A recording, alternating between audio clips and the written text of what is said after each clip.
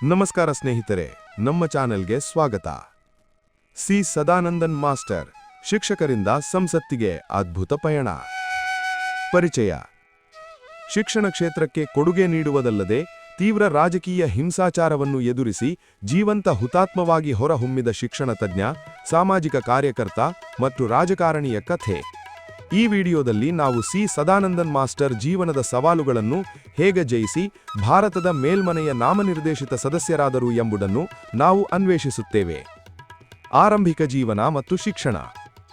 C Sadanandan master 1964ರಲ್ಲಿ ಕೇರಳದ ಮಟ್ಟನೂರ್ ಬಳಿಯ ಪೆರಿಂಚೇರಿ ಗ್ರಾಮದಲ್ಲಿ ಕಮ್ಯುನಿಸ್ಟ್ ಬೆಂಬಲಿತ ಕುಟುಂಬದಲ್ಲಿ ಜನಿಸಿದರು. ಅವರು ಶಿವಪುರಂ ಹೈಯರ್ ಸೆಕೆಂಡರಿ ಶಾಲೆಯಲ್ಲಿ ತಮ್ಮ ಶಿಕ್ಷಣವನ್ನು ಪ್ರಾರಂಭಿಸಿದರು. ನಂತರ ಪಳಸಿರಾಜ ಎನ್ಎಸ್ಎಸ್ ಕಾಲೇಜಿನಿಂದ ಪೂರ್ವ ಪದವಿ ಮತ್ತು ಕೂತುಪರಂಬದ ಸೇಂಟ್ ಮೇರಿ ಕಾಲೇಜಿನಿಂದ ಪದವಿ ಪಡೆದರು. ನಂತರ ಅವರು ಗೌಹಾಟಿ ವಿಶ್ವವಿದ್ಯಾಲಯದಿಂದ ಬಿಕಾಂ ಮತ್ತು ಕ್ಯಾಲಿಕಟ್ ವಿಶ್ವವಿದ್ಯಾಲಯದಿಂದ ಬಿಎಡ್ ಪದವಿ ಪಡೆದರು. ಕಾಲೇಜು ದಿನಗಳಲ್ಲಿ ಅವರು ಸಿಪಿಐಎಂ ಜೊತೆ ಸಂಬಂಧ ಹೊಂದಿದ್ದರು, ಅದರ ಸಿದ್ಧಾಂತದಲ್ಲಿನ ವ್ಯತ್ಯಾಸಗಳಿಂದಾಗಿ ಅವರು ಕ್ರಮೇಣ ಮುಂದುವರೆದರು. ಶಿಕ್ಷಕ ಜೀವನ ಮತ್ತು ಆರಂಭಿಕ ಸಾಮಾಜಿಕ ಕೊಡುಗೆ. 1984ರಲ್ಲಿ ಸದಾನಂದನ್ ಮಾಸ್ಟರ್ ಆರ್ಎಸ್ಎಸ್ನ ವಿದ್ಯಾರ್ಥಿ ವಿಭಾಗವಾದ ಎಬಿವಿಪಿಗೆ ಸೇರುವ ಮೂಲಕ ತಮ್ಮ ಮೊದಲ ರಾಜಕೀಯ ಶೈಕ್ಷಣಿಕ ಹೆಜ್ಜೆಯನ್ನು ಇಟ್ಟರು. ಅವರು ಕಣ್ಣೂರಿನ ಕುಳಿಕಲ್ ಎಲ್ಪಿ ಶಾಲೆಯಲ್ಲಿ ಪ್ರಾಥಮಿಕ ಶಾಲಾ ಶಿಕ್ಷಕರಾಗಿ ಸೇವೆ ಸಲ್ಲಿಸಿದರು. ಅಲ್ಲಿ ಅವರು ಪಠ್ಯಪುಸ್ತಕ ಜ್ಞಾನವನ್ನು ಮಾತ್ರವಲ್ಲದೆ ವ್ಯಕ್ತಿತ್ವ ನಿರ್ಮಾಣವನ್ನು ಒತ್ತಿ ಹೇಳಿದರು. ವರ್ಷಗಳ ಕಾಲ ಅವರು ತರಗತಿಯಲ್ಲಿ ವಿದ್ಯಾರ್ಥಿಗಳಿಗೆ ಸ್ಫೂರ್ತಿ ನೀಡಿದರು ಮತ್ತು ಸಮಾಜದಲ್ಲಿ ಶಿಕ್ಷಣದ ಮಹತ್ವವನ್ನು ಎತ್ತಿ ಹೇಳಿದರು. 1994 ಹಿಂಸೆ, ಜೀವನವನ್ನು ಬದಲಾಯಿಸುವ ಕ್ಷಣ. ಜನವರಿ 25, 1994ರ ಸಂಜೆ ಮಟ್ಟನೂರಿನ ಉರುವಾಚಲ್ ಬಸ್ ನಿಲ್ದಾಣದಲ್ಲಿ ಸಿಪಿಐಎಂ ಕಾರ್ಯಕರ್ತರು ಅವರ ಮೇಲೆ ಹಿಂಸಾತ್ಮಕವಾಗಿ ದಾಳಿ ಮಾಡಿ ಮೊಣಕಾಲುಗಳ ಕೆಳಗೆ ಅವರ 2 ಕಾಲುಗಳನ್ನು ಕತ್ತರಿಸಿದರು. ಶಸ್ತ್ರಚಿಕಿತ್ಸೆಯಿಂದ ಸರಿಪಡಿಸಲಾಗದ ಗಾಯಗಳಿಂದಾಗಿಯೂ ಅವರು ಕೆಲವು ತಿಂಗಳುಗಳ ನಂತರ ಕೃತಕ ಕಾಲುಗಳೊಂದಿಗೆ ಆಸ್ಪತ್ರೆಗೆ ಹಿಂದಿರುಗಿದರು. ಈ ಘಟನೆಯು ಅವರ ಧೈರ್ಯ ಮತ್ತು ಅಚಲ ನಂಬಿಕೆಗೆ ಸಾಕ್ಷಿಯಾಯಿತು, ಅವರಿಗೆ ಜೀವಂತ ಹುತಾತ್ಮ ಎಂಬ ಬಿರುದನ್ನು ಗಳಿಸಿಕೊಟ್ಟಿತು. ಆರ್ಎಸ್ಎಸ್ನಿಂದ ಬಿಜೆಪಿಗೆ ರಾಜಕೀಯ ಪಯಣ.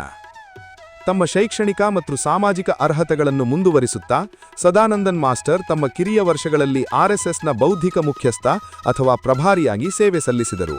ನಂತರ ಅವರು ಕೇರಳ ಬಿಜೆಪಿಯ ಉಪಾಧ್ಯಕ್ಷರಾದರು ಮತ್ತು 2016 ಮತ್ತು 2021ರಲ್ಲಿ ಕೂತುಪರಂಬದ ವಿಧಾನಸಭಾ ಚುನಾವಣೆಯಲ್ಲಿ ಸ್ಪರ್ಧಿಸಿದರು, ಆದರೆ ಅವರು ಗೆಲ್ಲಲು ವಿಫಲರಾದರು. ಅವರ ನಿರಂತರ ಹೋರಾಟ ಮತ್ತು ಪಕ್ಷದ ಕೆಲಸವು ಅಧ್ಯಕ್ಷರ ಅನುಮತಿಯೊಂದಿಗೆ ಜುಲೈ 2025ರಲ್ಲಿ ರಾಜ್ಯಸಭೆಗೆ ನಾಮನಿರ್ದೇಶಿತರಾಗಲು ಕಾರಣವಾಯಿತು. ರಾಷ್ಟ್ರೀಯ ಶಿಕ್ಷಕ ಸಂಘಕ್ಕೆ ಕೊಡುಗೆ. ಸದಾನಂದನ್ ಮಾಸ್ಟರ್ ಪ್ರಸ್ತುತ ಕೇರಳದ ರಾಷ್ಟ್ರೀಯ ಶಿಕ್ಷಕ ಸಂಘದ ಉಪಾಧ್ಯಕ್ಷರಾಗಿದ್ದಾರೆ ಮತ್ತು ಅದರ ಪ್ರಕಟಣೆಯಾದ ದೇಶೀಯ ಅಧ್ಯಾಯವಾರ್ತಾದ ಎಡಿಟರ್ ಆಗಿದ್ದಾರೆ. ಈ ಪಾತ್ರದಲ್ಲಿ ಅವರು ಶಿಕ್ಷಣ ನೀತಿ, ಶಿಕ್ಷಕರ ಹಕ್ಕುಗಳು ಮತ್ತು ಗ್ರಾಮೀಣ ಮತ್ತು ಬುಡಕಟ್ಟು ಮಕ್ಕಳಿಗೆ ವಿಶೇಷ ಪಠ್ಯಕ್ರಮದಂತಹ ವಿಷಯಗಳನ್ನು ಎತ್ತಿದರು. ಅವರ ನೇತೃತ್ವದಲ್ಲಿ ರಾಷ್ಟ್ರೀಯ ಶಿಕ್ಷಕ ಸಂಘವು ಹಲವಾರು ವಿಚಾರ ಸಂಕಿರಣಗಳು ಮತ್ತು ರ್ಯಾಲಿಗಳನ್ನು ಆಯೋಜಿಸಿತು. ಇದು ರಾಜ್ಯದಲ್ಲಿ ಶಿಕ್ಷಕ-ವಿದ್ಯಾರ್ಥಿ ಸಂಬಂಧಗಳನ್ನು ಸುಧಾರಿಸಿತು. ರಾಜ್ಯಸಭೆಗೆ ನಾಮನಿರ್ದೇಶನ ಮತ್ತು ನಿರೀಕ್ಷಿತ ಪರಿಣಾಮ. ಜುಲೈ 21, 2025ರಂದು ರಾಷ್ಟ್ರಪತಿ ದ್ರೌಪದಿ ಮುರ್ಮು ಅವರಿಂದ ರಾಜ್ಯಸಭೆಗೆ ನಾಮನಿರ್ದೇಶಿತರಾದ ನಂತರ ಶಿಕ್ಷಣದ ಬಗ್ಗೆ ವಿಶೇಷ ಕಾನೂನನ್ನು ಪರಿಚಯಿಸುವುದು ಮತ್ತು ರಾಜಕೀಯ ಹಿಂಸಾಚಾರದ ಬಲಿಯಾದವರ ಪುನರ್ವಸತಿಗಾಗಿ ಸಂಸತ್ತಿನಲ್ಲಿ ಧ್ವನಿ ಎತ್ತುವುದು ತಮ್ಮ ಗುರಿಯಾಗಿದೆ ಎಂದರು. ಅವರು ತಮ್ಮ ಸರಳ ಜೀವನ ಶೈಲಿ ಮತ್ತು ಬಲಿಷ್ಠ ನೈತಿಕ ಮೌಲ್ಯಗಳಿಗಾಗಿ ದೇಶಾದ್ಯಂತ ಪ್ರಫುಲ್ಲರಾಗಿದ್ದಾರೆ. ರಾಷ್ಟ್ರೀಯ ಸ್ವಯಂ ಸೇವಕ ಸಂಘದಲ್ಲಿ ಪಾತ್ರ ಮತ್ತು ಕೊಡುಗೆ. ಆರಂಭಿಕ ಸಭೆ ಮತ್ತು ಬೌದ್ಧಿಕ ತರಬೇತಿ. 1984ರಲ್ಲಿ ಅಖಿಲ ಭಾರತೀಯ ವಿದ್ಯಾರ್ಥಿ ವಿಭಾಗವಾದ ಎಬಿವಿಪಿಗೆ ಸೇರಿದ ನಂತರ ಸದಾನಂದನ್ ಮಾಸ್ಟರ್ ಆರ್ಎಸ್ಎಸ್ನ ಬೌದ್ಧಿಕ ವಿಭಾಗದಲ್ಲಿ ಕೆಲಸ ಮಾಡಲು ಪ್ರಾರಂಭಿಸಿದರು. ಎರ್ನಾಕುಲಂ ವಿಭಾಗದ ಬೌದ್ಧಿಕ ಮುಖ್ಯಸ್ಥರಾಗಿ ಅವರು ಚರ್ಚೆಗಳು ಮತ್ತು ವಿಚಾರ ಸಂಕಿರಣಗಳನ್ನು ಆಯೋಜಿಸಿ ವಿದ್ಯಾರ್ಥಿ ಯುವ ಪಡೆಗೆ ರಾಷ್ಟ್ರೀಯ ಸಂಸ್ಕೃತಿ ಮತ್ತು ಸಾಮಾಜಿಕ ನ್ಯಾಯದ ಪರಿಕಲ್ಪನೆಗಳನ್ನು ಪರಿಚಯಿಸಿದರು. ಜಿಲ್ಲಾ ಸ್ತರದಲ್ಲಿ ಸಂಘಟನಾ ನಿರ್ಮಾಣ. 1990ರ ದಶಕದ ಆರಂಭದಲ್ಲಿ ಅವರನ್ನು ಜಿಲ್ಲಾ ಸಮನ್ವಯಕರಾಗಿ ನೇಮಿಸಲಾಯಿತು. ಈ ಹುದ್ದೆಯಲ್ಲಿ ಅವರು ನಿಯಮಿತ ಶಾಖಾ ಕಾರ್ಯಕ್ರಮಗಳನ್ನು ಬಲಪಡಿಸಿದರು, ಸದಸ್ಯತ್ವ ಅಭಿಯಾನದಲ್ಲಿ ತೊಡಗಿಸಿಕೊಂಡರು ಮತ್ತು ಹೊಸ ಸ್ವಯಂ ಸೇವಕರನ್ನು ಸೇರಿಸಿಕೊಂಡರು. ಸಾಮುದಾಯಿಕ ಸೇವಾ ಕಾರ್ಯಕ್ರಮಗಳನ್ನು ಆಯೋಜಿಸಿದರು, ಮರ ನೆಡುವುದು, ಆರೋಗ್ಯ ಶಿಬಿರಗಳು, ಸಾಕ್ಷರತಾ ತರಗತಿಗಳು. ಈ ಚಟುವಟಿಕೆಗಳು ಆರ್ಎಸ್ಎಸ್ನ ತಳಮಟ್ಟದ ವ್ಯಾಪ್ತಿ ಮತ್ತು ಸಾರ್ವಜನಿಕ ಬೆಂಬಲ ಎರಡನ್ನೂ ಹೆಚ್ಚಿಸಿದವು. ಎನ್ಟಿಯು ಮತ್ತು ವಿಚಾರ್ ಮಂಚ್. ಆರ್ಎಸ್ಎಸ್ ಸಂಲಗ್ನ ರಾಷ್ಟ್ರೀಯ ಅಧ್ಯಾಯಕ್ ಸಂಘದ ಉಪಾಧ್ಯಕ್ಷರಾಗಿ ಅವರ ಸ್ಥಾನವು ಅದನ್ನು ಶಿಕ್ಷಣ ಕ್ಷೇತ್ರದಲ್ಲಿ ಸಂಘಟಿತ ಒತ್ತಡ ಗುಂಪಾಗಿ ಪರಿವರ್ತಿಸಿತು. ದೇಶೀಯ ಅಧ್ಯಾಯಕ್ ವಾರ್ತಾದ ಎಡಿಟರ್ ಆಗಿ ಅವರು ಲೇಖನಗಳನ್ನು ನಿಯೋಜಿಸಿದರು ಮತ್ತು ಶಿಕ್ಷಕರ ಹಕ್ಕುಗಳು, ಗ್ರಾಮೀಣ ಶಿಕ್ಷಣ ಸುಧಾರಣೆ ಮತ್ತು ಬುಡಕಟ್ಟು ಮಕ್ಕಳ ಸಬಲೀಕರಣದಂತಹ ವಿಷಯಗಳ ಬಗ್ಗೆ ಪ್ರಚಾರ ಮಾಡಿದರು. ಅದಲ್ಲದೆ ಆರ್ಎಸ್ಎಸ್ ಕೇಂದ್ರ ಸಂಸ್ಥೆಯಾದ ಭಾರತೀಯ ವಿಚಾರ್ ಕೇಂದ್ರದ ಮೆಂಬರ್ ಆಗುವ ಮೂಲಕ ಅವರು ಸ್ಥಳೀಯವಾಗಿ ಚಿಂತನಾತ್ಮಕ ನಿಯತಕಾಲಿಕೆಗಳು ಮತ್ತು ಕಾರ್ಯಶಾಲೆಗಳನ್ನು ಮೇಲ್ವಿಚಾರಣೆ ಮಾಡಿದರು.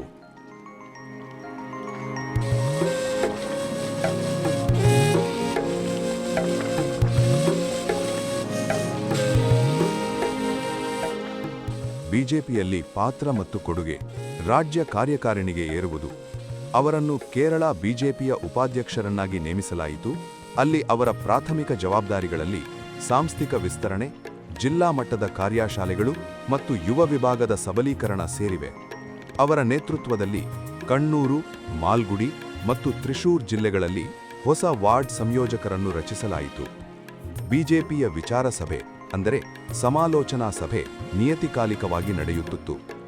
ಪ್ರತಿಕೂಲ ರಾಜಕೀಯ ಪರಿಸ್ಥಿತಿಗಳ ಹೊರತಾಗಿಯೂ ಪ್ರಾದೇಶಿಕ ಮಟ್ಟದಲ್ಲಿ ಸಾಮಾಜಿಕ ಮಾಧ್ಯಮ ಮತ್ತು ಡಿಜಿಟಲ್ ಜಾಗೃತಿ ಕಾರ್ಯಕ್ರಮಗಳನ್ನು ಸಬಲೀಕರಣಗೊಳಿಸಲಾಯಿತು.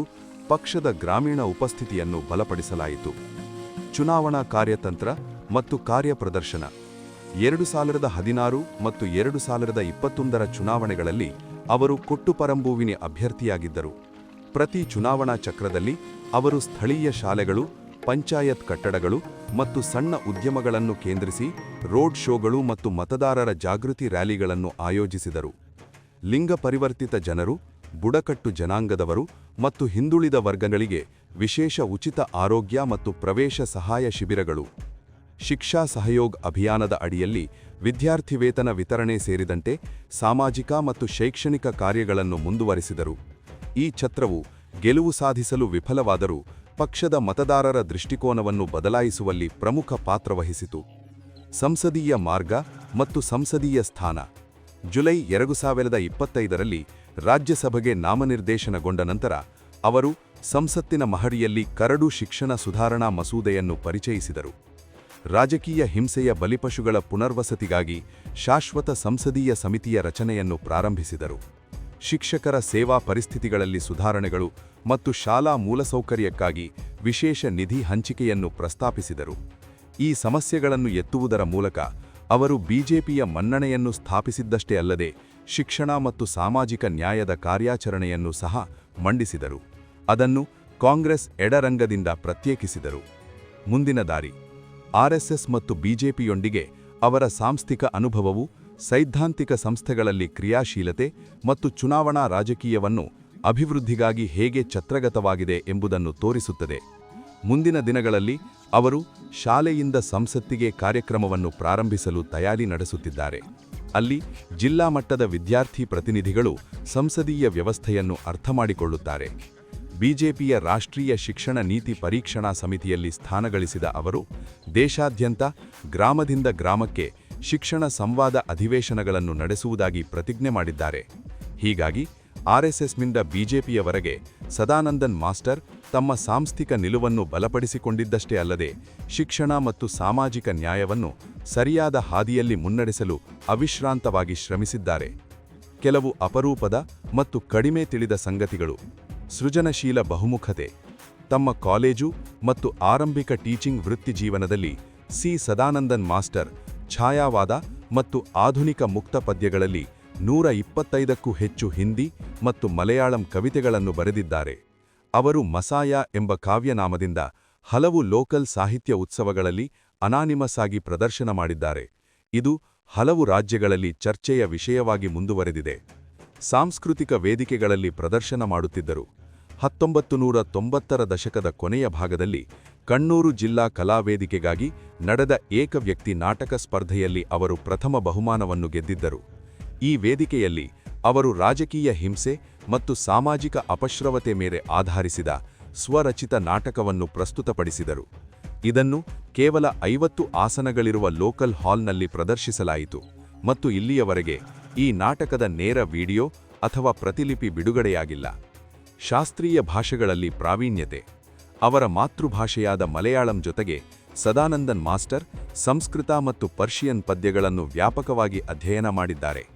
ಅವರ ಭಾಷಣಗಳು ಮತ್ತು ಬರಹಗಳಲ್ಲಿ ಅವರು ಆಗಾಗ್ಗೆ ಕಾಳಿದಾಸನ ಮೇಘದೂತ ಮತ್ತು ಫೆರ್ದೋಸಿಯ ಶಾಹನಾಮಾದಿಂದ ಉಲ್ಲೇಖಿಸಿ ರಾಜಕೀಯ ಹಿಂಸೆಯ ಬಲಿಪಶುಗಳ ಕಥೆಗಳನ್ನು ಪ್ರಾಚೀನ ಸಾಹಿತ್ಯಕ್ಕೆ ಸಂಪರ್ಕಿಸುವ ಮೂಲಕ ವಿವರಿಸುತ್ತಾರೆ.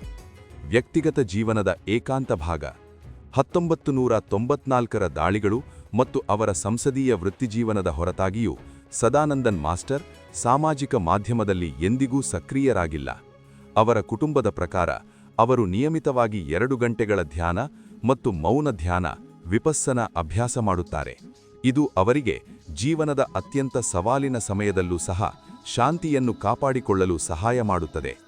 ರಾಷ್ಟ್ರೀಯ ಮನ್ನಣೆ 2024ರಲ್ಲಿ ಕೇರಳಕ್ಕೆ ಭೇಟಿ ನೀಡಿದ ಸಂದರ್ಭದಲ್ಲಿ ಪ್ರಧಾನಿ ನರೇಂದ್ರ ಮೋದಿಯವರು ಚುನಾವಣಾ ರ್ಯಾಲಿಯಲ್ಲಿ ಸದಾನಂದನ್ ಮಾಸ್ಟರ್ ಅವರನ್ನು ವ್ಯಕ್ತಿಗತವಾಗಿ ಪ್ರಸ್ತಾಪಿಸಿ, ಒಬ್ಬ ಸಾಮಾನ್ಯ ಶಿಕ್ಷಕನು ತನ್ನ 2 ಕಾಲುಗಳನ್ನು ಕತ್ತರಿಸಬೇಕಾದಷ್ಟು ಕೆಟ್ಟ ಕೆಲಸವೇನು ಮಾಡಿದ್ದನು ಎಂದು ಕೇಳಿದರು.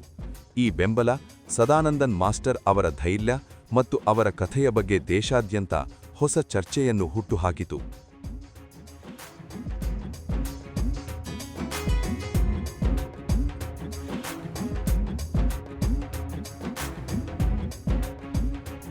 ಸದಾನಂದನ್ ಮಾಸ್ಟರ್ ಅವರ ಪ್ರಮುಖ ಕೃತಿಗಳು. 1. ಮಸಾಯಿಕಿ ತಖತಿ, ಸೀಮಿತ ಸಂಖ್ಯೆಯಲ್ಲಿ ಪ್ರಕಟವಾದ ಮುಕ್ತ ಪದ್ಯ ಕವಿತೆಗಳ ಭೂಗತ ಕಿರುಪುಸ್ತಕ. ಆರಂಭಿಕ ಕೃತಿಗಳು ವೈಯಕ್ತಿಕ ಹೋರಾಟ ಮತ್ತು ಸಾಮಾಜಿಕ ನ್ಯಾಯದ ವಿಷಯಗಳನ್ನು ಒಳಗೊಂಡಿವೆ. 2. ದೇಶೀಯ ಅಧ್ಯಾಯ ವಾರ್ತಾದಲ್ಲಿ ಆಯ್ದ ಕೃತಿಗಳು. ಶಿಕ್ಷಣ ಸಂಘದ ಪ್ರಕಟಣೆಯಲ್ಲಿ ವಾರ್ಷಿಕವಾಗಿ ಪ್ರಕಟವಾಗುವ 3 ರಿಂದ 5 ಕವಿತೆಗಳು. ಶಿಕ್ಷಣ, ಶಾಂತಿ ಮತ್ತು ಮಾನವ ಮೌಲ್ಯಗಳನ್ನು ಆಧರಿಸಿದ ರಾಜಕೀಯ ಕಾವ್ಯ. 3. ಜನ್ಮಭೂಮಿಯಲ್ಲಿ ಪ್ರಕಟವಾಗುವ ಕವಿತೆಗಳು ಮತ್ತು ಪ್ರಬಂಧಗಳು. ಬಿಜೆಪಿ ಮುಖವಾಣಿ ಜನ್ಮಭೂಮಿಯಲ್ಲಿ ಸಾಂದರ್ಭಿಕವಾಗಿ ಪ್ರಕಟವಾಗುವ ರಾಜಕೀಯ ಹಿಂಸೆ ಮತ್ತು ಸಹಿಷ್ಣುತೆಯ ಸಂದೇಶಗಳನ್ನು ಹೊಂದಿರುವ ಕಾವ್ಯಾತ್ಮಕ ಕೃತಿಗಳು. ಸಂಘಟಿತ ಸಾಮಾಜಿಕ ಸಂವಾದದ ಮೇಲೆ ಪ್ರಭಾವ ಬೀರುವ ವಿಶ್ಲೇಷಣಾತ್ಮಕ ಕಾವ್ಯಾತ್ಮಕ ಪ್ರಬಂಧಗಳು. 4. ಏಕವ್ಯಕ್ತಿ ನಾಟಕದ ಪದ್ಯಗಳು. ಜಿಲ್ಲಾ ಕಲಾವೇದಿಕೆಗಾಗಿ ರಚಿಸಿ ಪ್ರದರ್ಶಿಸಲಾದ ಸ್ವಯಂ ಲಿಖಿತ ನಾಟಕದಲ್ಲಿ ವಿಶೇಷ ಪದ್ಯಗಳನ್ನು ಸೇರಿಸಲಾಗಿದೆ. ಸ್ಥಳೀಯ ಸಭಾಂಗಣದಲ್ಲಿ ಸಮ್ಮೇಧವಾದ 50 ಪ್ರೇಕ್ಷಕರಿಗಾಗಿ ಪ್ರದರ್ಶಿಸಲಾಗಿದೆ. ಇಲ್ಲಿಯವರೆಗೆ ಮುದ್ರಣ ಅಥವಾ ವಿಡಿಯೋದಲ್ಲಿ ಲಭ್ಯವಿಲ್ಲ. 5. ವೈಯಕ್ತಿಕ ಹಸ್ತಪಟುಗಳು. ಕವಿಚರಣ್ ಕಾರ್ಯಕ್ರಮಗಳಲ್ಲಿ ಹಂಚಿಕೊಂಡ ಕೈಬರಹದ ಕಾವ್ಯಾತ್ಮಕ ಕರಡುಗಳು. ಶುದ್ಧ ಕರಕುಶಲತೆ ಮತ್ತು ಭಾವನಾತ್ಮಕ ತೀವ್ರತೆಯ ವಿನಿಮಯಕ್ಕಾಗಿ ಸಾಹಿತ್ಯ ಪ್ರವಾಸಗಳು. ಈ ಪ್ರಮುಖ ಕೃತಿಗಳ ಮೂಲಕ ಸದಾನಂದನ್ ಮಾಸ್ಟರ್ ಅವರು ವೈಯಕ್ತಿಕ ಅನುಭವ, ರಾಜಕೀಯ ಹಿಂಸೆಯ ನೋವು ಮತ್ತು ಶಾಂತಿಯುತ ಸಾಮಾಜಿಕ ಬದಲಾವಣೆಯ ಪ್ರಬಲ ಸಾಹಿತ್ಯ ದಾಖಲೆಯನ್ನು ಪ್ರಸ್ತುತಪಡಿಸಿದ್ದಾರೆ. ಸ್ಫೂರ್ತಿ ಮತ್ತು ಆದರ್ಶ. ಅಚಲ ಧೈರ್ಯ. 1994ರ ದುರಂತದ ನಂತರವೂ ಶಿಕ್ಷಣ ಮತ್ತು ರಾಜಕೀಯದಲ್ಲಿ ಸಕ್ರಿಯರಾಗಿದ್ದಾರೆ. ಶಿಕ್ಷಣಕ್ಕೆ ಸಮರ್ಪಣೆ. ಗ್ರಾಮೀಣ ಮಕ್ಕಳಿಗೆ ಗುಣಮಟ್ಟದ ಶಿಕ್ಷಣವನ್ನು ಒದಗಿಸುವುದು. ಹಿಂಸೆಯ ವಿರುದ್ಧ ಧ್ವನಿ. ರಾಜಕೀಯ ಸಂಘರ್ಷಗಳಲ್ಲಿ ಶಾಂತಿಗಾಗಿ ವೇದಿಕೆಗಳಲ್ಲಿ ಮಾತನಾಡುವುದು. ಸಾಮಾಜಿಕ ಸಾಮರಸ್ಯ. ಜಾತಿಯ ಗಡಿಗಳನ್ನು ಮೀರಿ ಸಮಾಜವನ್ನು ಒಗ್ಗೂಡಿಸುವ ದೃಷ್ಟಿಕೋನ. ಸಮಾಪ್ತಿ. ಸದಾನಂದನ್ ಮಾಸ್ಟರ್ ಅವರ ಜೀವನ ಹೋರಾಟ, ಧೈರ್ಯ ಮತ್ತು ಸೇವೆಯ ಸಂಕೇತವಾಗಿದೆ. ಒಬ್ಬ ಸಾಮಾನ್ಯ ಶಿಕ್ಷಕರಿಂದ ಅವರಿಂದು ಸಂಸತ್ತಿನ ಭವನಕ್ಕೆ ಏರಿದರು. ಅಲ್ಲಿ ಅವರ ಗುರಿ ಕೇವಲ ಅಧಿಕಾರವಲ್ಲ, ಆದರೆ ಸಮಾಜಕ್ಕೆ ಸಕಾರಾತ್ಮಕ ಬದಲಾವಣೆಯನ್ನು ತರುವುದು. ಈ ವಿಡಿಯೋದಲ್ಲಿ ನಾವು ಅವರ ಜೀವನದ ತಿರುವುಗಳು, ಅವರ ಆದರ್ಶಗಳು ಮತ್ತು ದೇಶಕ್ಕೆ ಅವರ ಬದ್ಧತೆಯನ್ನು ಅನ್ವೇಷಿಸುತ್ತೇವೆ. ಇದು ಬಲವಾದ ನಂಬಿಕೆ ಮತ್ತು ಅಚಲವಾದ ದೃಢ ನಿರ್ಧಾರದಿಂದ ಪ್ರತಿಯೊಂದು ಅಡೆತಡೆಯನ್ನೂ ನಿವಾರಿಸಬಹುದು ಎಂಬುದನ್ನು ನಮಗೆ ತಿಳಿಸುತ್ತದೆ. ಸ್ನೇಹಿತರೆ, ಈ ವಿಡಿಯೋ ನಿಮಗೆ ಇಷ್ಟವಾದರೆ ದಯವಿಟ್ಟು ಲೈಕ್ ಮಾಡಿ, ಶೇರ್ ಮಾಡಿ ಮತ್ತು ಸಬ್ಸ್ಕ್ರೈಬ್ ಮಾಡಿ. ಈ ವಿಡಿಯೋವನ್ನು ಕೊನೆಯವರೆಗೆ ನೋಡಿದ್ದಕ್ಕಾಗಿ ಧನ್ಯವಾದಗಳು. ವಂದೇ ಮಾತರಂ.